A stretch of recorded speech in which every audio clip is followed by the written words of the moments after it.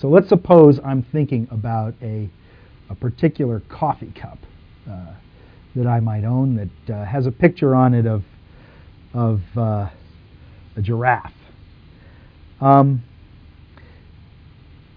In connectionist terms, the way we think about what's happening there is to imagine that as I think about the giraffe, or the coffee cup with the giraffe, it produces patterns of activity in different parts of my brain. Now, some of those might be strictly visual parts of my brain that represent exactly what the cup looks like and how the handle is shaped relative to the bowl and how it's connected to the bowl.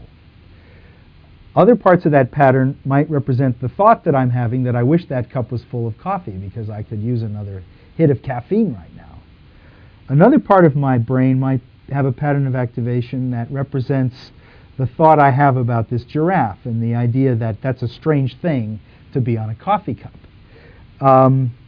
So the notion, very simply, is that active representation is thought of in terms of patterns of activity where some neurons are active and others are not.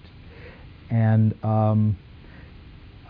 as I think, I imagine that the patterns of activity evolve and change at each step of my thought processes.